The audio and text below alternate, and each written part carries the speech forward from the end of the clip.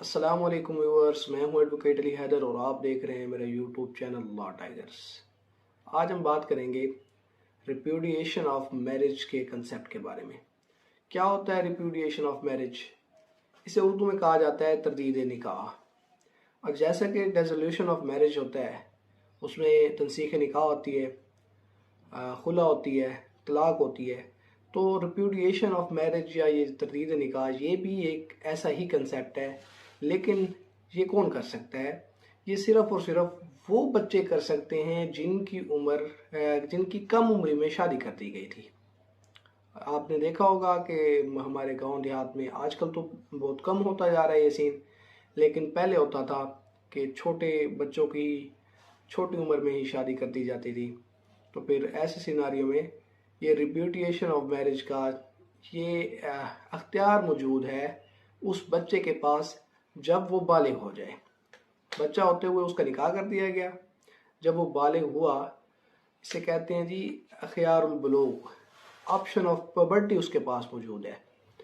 तो ये ऑप्शन उसके पास मौजूद है जब वो अपनी बालिग उम्र तक पहुंचता है और उसे ये फील होता है कि ये सही नहीं हुआ, तो वो इस निकाह को कोर्ट के जरिए तरदीद कर सकता है।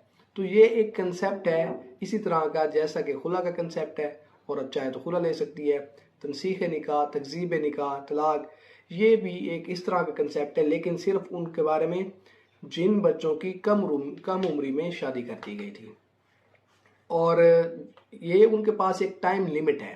ठीक है, वो बालिग हुए हैं 16 साल की उम्र में, तो वो तरदीद निकाह कर सकते हैं, चाहे वो लड़की हो चाहे लड़का हो।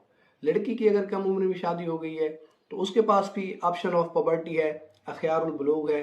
वो भी जब बालिग होने की उम्र तक पहुंचेगी तब वो इस निकाह को तरदीद कर सकती है। इसी तरह अगर लड़का है उसकी कम उम्र में शादी हुई है तो उसके पास भी ऑप्शन ऑफ प्यूबर्टी मौजूद है।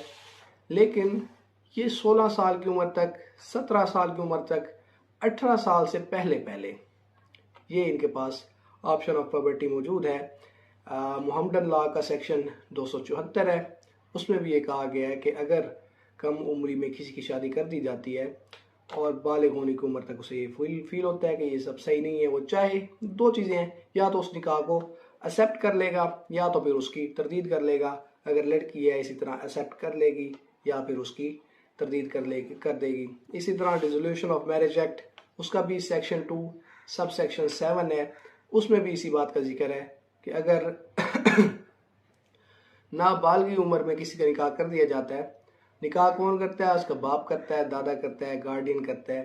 ठीक है, तो उनकी मर्जी से नाबालिग की उम्र में निकाह कर दिया जाता है। ये भी एक शर्त लाजमी है इसकी तरदीद निकाह की। ये भी ऑप्शन ऑफ प्यूबर्टी जो मौजूद है, ये भी शर्त लाजमी है कि उसकी रुखसती ना हुई हो, सिर्फ निकाह हुआ हो। निकाह हो जाता है, रुखसती बाद में करेंगे।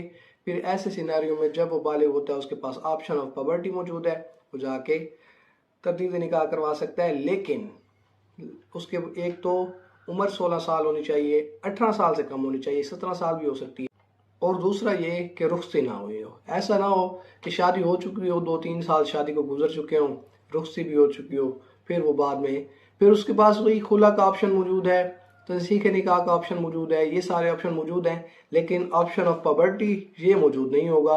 ये उस वक्त तक मौजूद है जब तक आपका निकाह हुआ है और रुखसती नहीं हुई और आपकी उम्र 18 साल से कम है, तब आपके पास ऑप्शन ऑफ प्यूबर्टी मौजूद है। इसके लिए भी एक केस लॉ मौजूद है, PLD 2020 लाहौर हाई कोर्ट, इसका पेज है 811।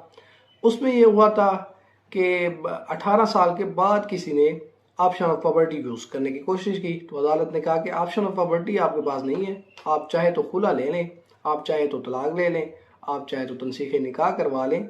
ये ऑप्शन आपके पास 16-17 साल की उम्र तक था, जो कि अब वो गुजर चुकी है। तो ये था आज का हमारा टॉपिक, रिप्यूडिएशन ऑफ मैरिज के कंसेप्ट के बारे में। नेक्स्ट आने वाले लेक्चर से अवेयर रहने के लिए हमारे साथ रहिए। अल्लाह हाफिज़।